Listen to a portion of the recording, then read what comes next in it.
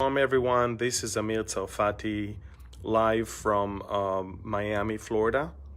And there's a lot of breaking news, as you know. I just wanted to give you a picture of what happened today in Kabul and try to put some order in the mess. I'll wait for you to connect, and so it'll be easier. I'm sorry, I'm not feeling well, but I'll try to report as much as I can.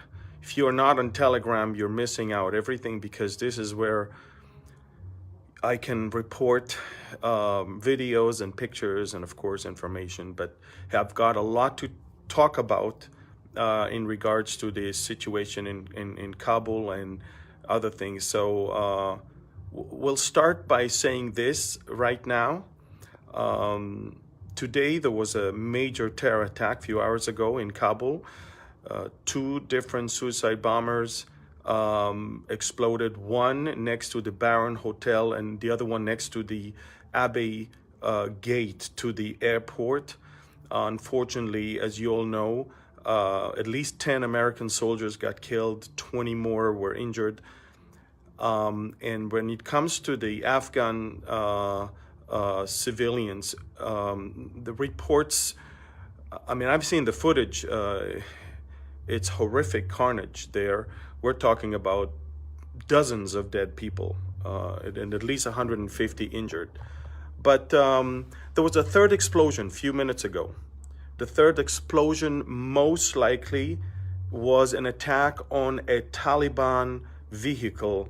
Because remember, we've got two different wars going on in Afghanistan simultaneously.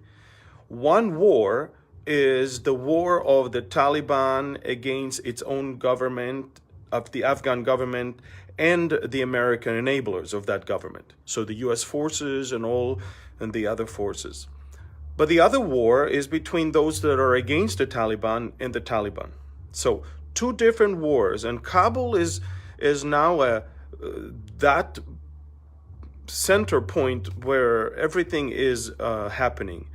So there is a new terror organization that split out of ISIS, and it's called ISIS-G. It's very interesting. It's a different split from ISIS. They are the locals in Afghanistan. They are not operating on behalf of the worldwide ISIS, but they have their own thing. Sunni militant organization. They want to avenge all the stuff that was done to ISIS by America and others. They released a threat to America. If I'm not mistaken, it was yesterday. They released a threat to the British and the American soldiers that they are going to attack. That threat made it to the Pentagon and to the British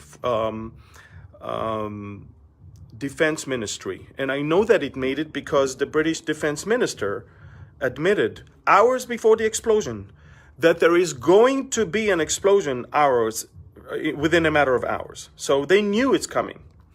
And then, of course, came the suicide bomber. And at the gate where there's mostly American soldiers, they detonated themselves, and it was a huge explosion. And on the spot, the American soldiers were right there together with scores of Afghans. They were killed on the spot, and many, many wounded people. At the same time, and this is very typical to ISIS, at the same time, there was another suicide bomber that exploded next to the Baron Hotel, where most of the people with a little bit more means are residing, and those that wants to leave Afghanistan.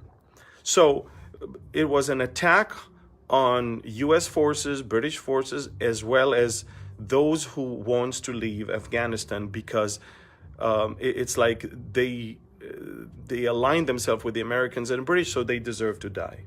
So this is the first attack, and that happened a few hours ago. And the US and the British forces knew about it. They knew that it's going to happen. Now, why is it that the area was not cleared? Why is it that the US troops were not kept inside and not outside of the gate? Why is it that things were not done? It's not for me to ask those questions. All I can say is that the information about this suicide bombing not only was given to the US and British forces by the Taliban, but also in other chains of commands. And I can tell you, folks, that hours before this suicide bombing, again, the knowledge that a suicide bomber is about to come was there. I know that because even the British defense minister admitted hours before that within a matter of hours, there's going to be an explosion. I mean, this is the first time I ever see an official admitting that within hours there's going to be an explosion, and yet almost nothing has been done. Now, the third explosion from few minutes ago, again, is the second war that is going on in Afghanistan. That's the war of the rebels against the Taliban. So, again, there's two different wars going on. The war to kick America out and to kick all the Western civilization out and to make it a Sharia law country. That's the war that the Taliban is, of course, waging. But then there's the war of those that are against the Taliban, and they are attacking the Taliban forces. These two wars are catching the Afghan people, the innocent people, in between. And I cannot sleep at night from what I watch. The videos and the footage that I get from my sources on the ground there are horrific. Besides the fact that mothers gave their babies to the soldiers, the sights are just heartbreaking of how people are begging in tears to enter into the compound of the airport.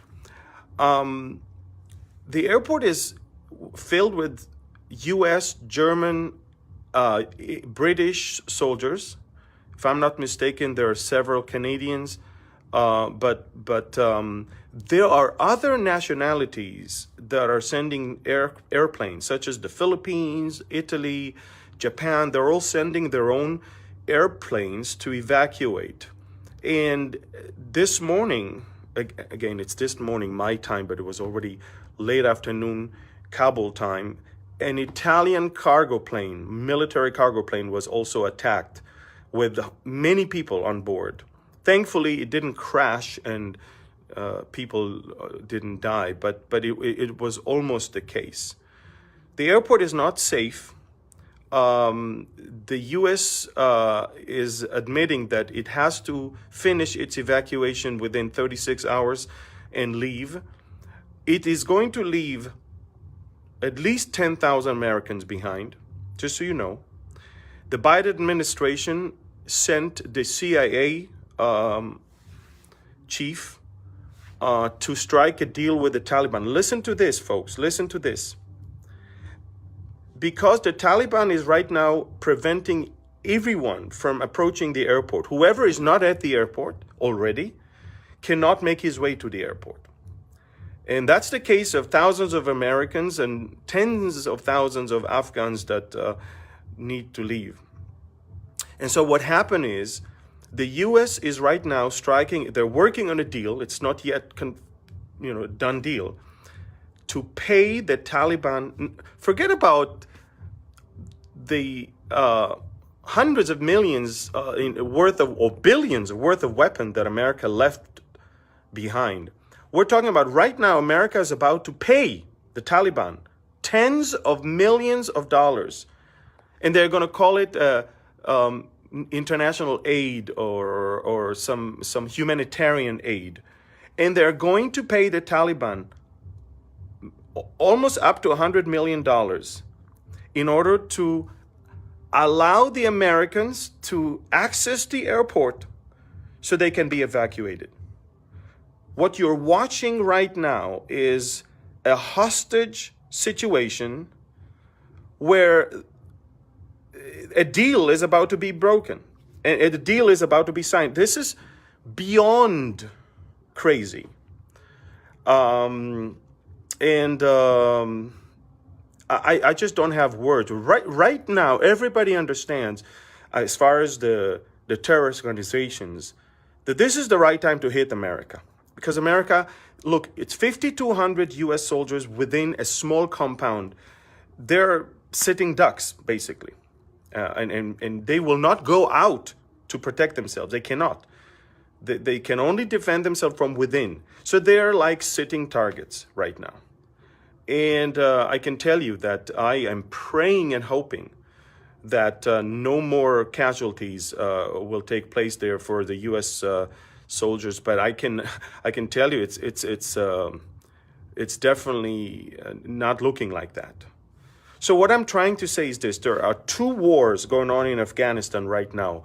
The war of the Taliban trying to kick America out, and in the meantime, they act as we are the responsible adult. We warn you that there's going to be a suicide attack, and you're still here.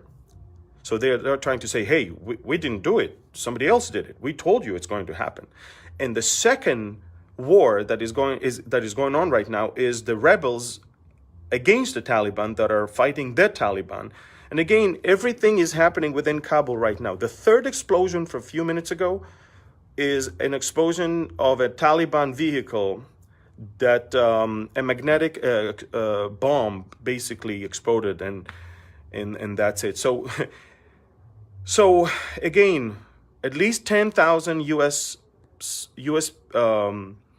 citizens are trapped in Afghanistan. The U.S. government is trying to strike a deal to allow them access to the airport. And we're talking about paying ransom, literally paying ransom, because the CIA chief is right now in Afghanistan trying to strike a deal with the Taliban, paying them tens of millions, if not more, for what? To allow access to the airport of Americans. Because right now the Taliban is very smart. He says, we can make tons of money from it. Let's not allow anyone to the airport. And this is what's going on right now. Again, in the earlier explosion, which was done by a faction of ISIS that it's called ISIS-K. It's a different organization that came out of ISIS. And they sent a threat yesterday. The British and the Americans knew about it. The Taliban also told America there's going to be an explosion. The British defense minister told Sky News this morning, within a matter of hours, there's going to be an explosion. I mean, everything. It's almost like a script that everybody followed. And then, of course, came the explosion. At least 10 U.S. servicemen got killed. 20 are injured. But from the videos that I saw of the Afghans, dozens of bodies are floating even in the sewage over there next to the airport. It's horrible, horrible scenes, carnage over there. And now a third explosion. So again, this morning, 2 explosions, 2 suicide bombers, one next to the Baron Hotel and one next to the Abbey Gate into the airport. It's the airport gate explosion that killed most of the U.S. soldiers. But again, I want you to know that the Afghan people are finding themselves in between 2 different wars. The war that the Taliban is waging against America, and the war that those that oppose the Taliban are waging against the Taliban. And in between are the very, very poor Afghans. I'll give you more updates as I can, as I can when I know more. But again, hostage negotiation basically is going on right now. And as a deal will be struck between the head of the CIA and the head of the Taliban, Baradar, excuse me. It's very, very sad. This is very, very sad. This is a picture of a declining empire, and that's all I can say.